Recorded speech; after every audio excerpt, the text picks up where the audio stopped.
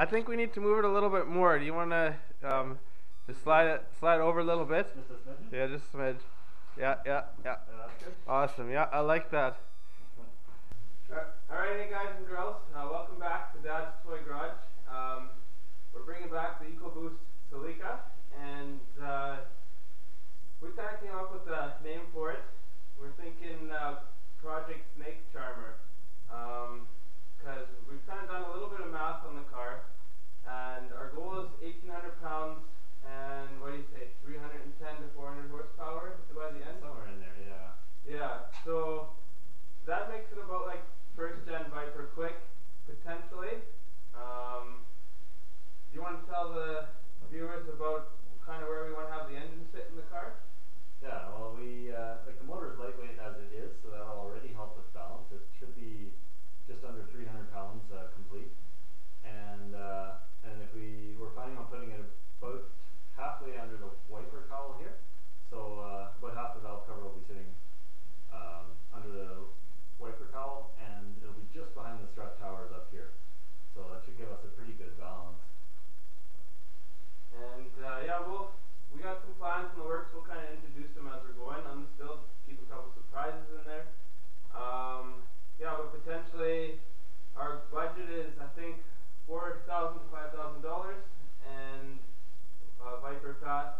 So we'll see if we can hit that goal throughout the project. We'll keep you guys updated as we hit new goals. So enjoy this video. Okay, so we're going to separate it now. Yeah, I'm going to lower it until you tell me as soon as the tranny hits the You want the hump on the tires? I'm not sure yet. I think it might not be a bad idea, right? So right about there? Yeah, it's on there. Okay, now we should just be able to take those last two bolts out. Okay. Where's the 13 mil socket? I think. Ouch. You know what? I did that coming under the dashboard. There's a bracket there. It's already moving, so. Oh, this isn't going to fit here. I have to do it by hand. Oh, okay. You have a swivel? I do actually. I think it's hanging on the side of the wood piece there. Let's see if I can get this out before you find one. Oh, too late. You want the bottom one out too then? Yeah. Oh, it's loose.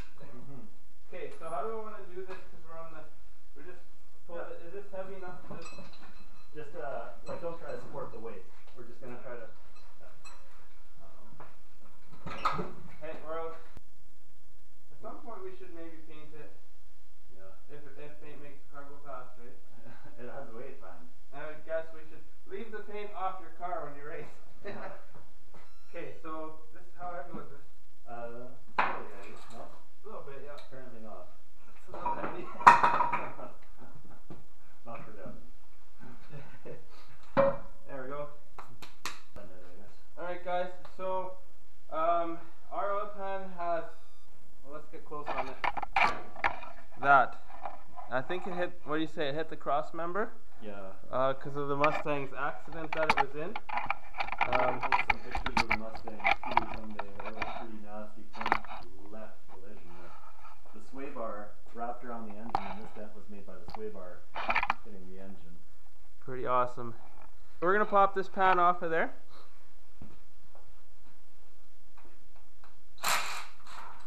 And something interesting to note,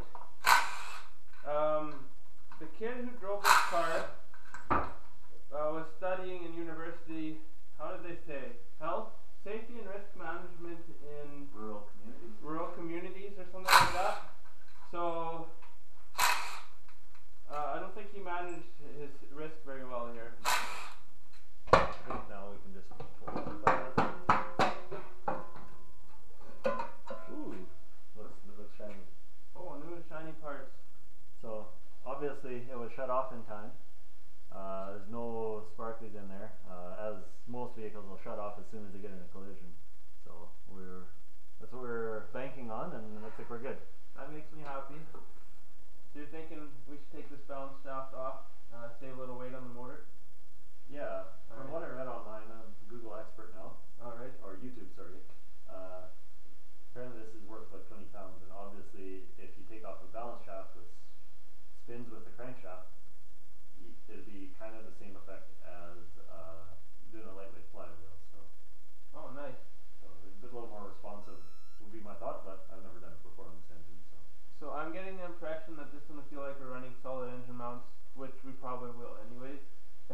Depending how hard it is to, yeah. Yeah, depending on, we haven't figured that out yet. We'll be creative at that point. Oh, that's too big. Is it? 14? Silly. Oh, you got Japanese Oh side. man. Now we know this engine's gonna last a long time. Oh, it's gonna be like Honda proof. Yeah. Trying to use this between you. Which one? Yeah, I think that's a good idea. Like, there's no ring probably in here, so. And then we don't wanna loosen that. Like, looking at how good it is in here, I'm not very worried, but if you think we could take a main bearing off, but I really don't see the need for it. Now would be the time to check it, right? Yeah, exactly. Though we would check the wrong one probably, right? Well, I'd look at the oil schematic. Yeah, pull that off. It might leak oil. I have a wrenches there, yeah. I'm getting to know your shop. Yeah. Well, it's easy when it's so organized. You should have seen it the other day though. Yeah. Beautifully messy. Couldn't even see the floor. That's not too bad. No. Let's dry some of this up here. You want me to take care of those? Yeah, sure. You do that. Where were the parts we had for this thing?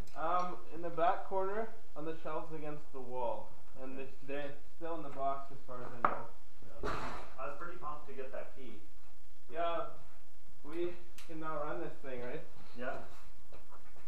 Now all we need is have all the wiring hooked up and a battery power and we Really? can run it. We just plug it in bundles and it should run, right? Yeah. As long as we don't forget stuff, which that's going to take a while, but. Probably do the first race with all the wiring in bundles, right? Maybe. Just before we start cutting stuff off. Yeah. So we know what we can get rid of and what we can't. And when it stalls and we cut it, Well, we solder it back on. You know what I can do? I can always, we can always either permit it or throw an R plate on it and test drive it in the street. I think it's a great idea. We should maybe ask for sponsors at some point, hey? Maybe Ford is watching and they can hook us up. We can put a good name out there when we win races against Vipers. Ford, do you want to beat some Vipers? Or Toyota chassis? On a Toyota chassis. Yeah. What else are we gonna have on here? Oh, Mazda? And Mazda, yeah, Mazda. Anybody who wants to throw fast things at this car, we are told they take them. Yeah. Ford, you would be getting shots at Viper with this. So. Yeah. Corvette? And Corvette definitely. That would beat a Corvette in a quarter mile. Yeah. We hope to do a wheelie, but we'll see. Yeah. What kind of tires you guys give us? Yeah. Nitto, what do you want to give us? The home garage mechanic has speed spinning, awful tool skills. This car had 99 horse? I think it was 97 horsepower. 97 horse. Ooh, how it goes. Hey, that one worked already, hey? So, yeah, and like this engine's about 200 pounds. Engine transcom was probably about 200 pounds less than the original. Maybe 150, so a 4-cylinder, but like all iron. Alright guys, So. this is the balance shaft. I think we don't need it, and I think I'm spilling oil all over the floor of the shop. What's your time mark? I guess it rides on this gear in here. Would you want to do that? But yeah, we're gonna like that's gonna be a take it out. It's got a significant amount of weight to it. You could like because Devin's working on the spark plugs here. We found a little bit of oil in the intake, and just because the car, who knows if it didn't look like it had been rolled, but just in case, we figured we'd check the spark plugs and blow out the cylinders so that we don't have a hydrolock issue later, or water in the cylinder or something like that that's given us issues. So we're going to inspect all the spark plugs, and we're looking at that. So looks that's number one. pretty decent. So the black soot is just because it runs rich per turbo, or what? that's but it's white at the tip, so we're still okay. If it was totally covered in carbon, then we'd be looking at it rich. But being a new engine like this, we're unlikely to have any problems like that. Just something related to the accident. So look at that master technique over there. Ooh. Yeah. Right here, you put the palm on the wrench. So the next thing I'm going to pull off of here is the throttle body. Ours is damaged from the accident. Okay, tell me about those. What you're pumped about for this motor? Cheap Ford aftermarket performance, like Ford performance parts. Parts are so cheap. You can get cams for I think it was $250 American or whatever it was, for 2 cams. And what else was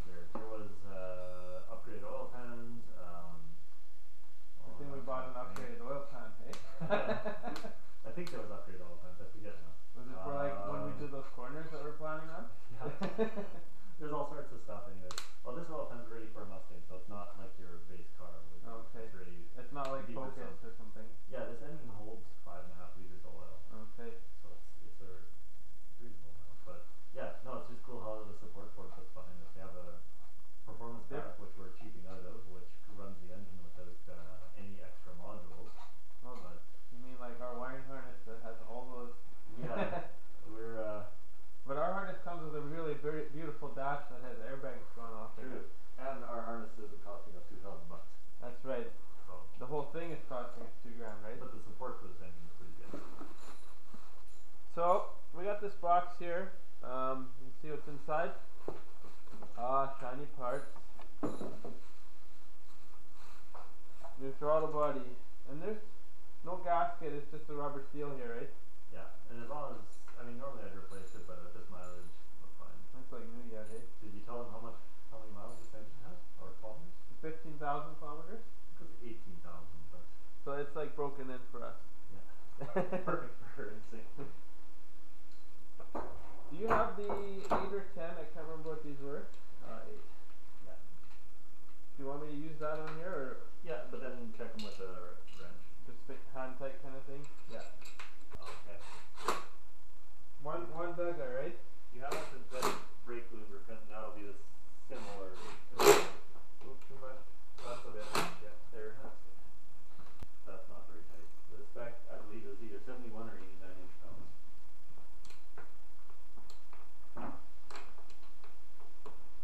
Look how shiny that blade is. Gotta show that off.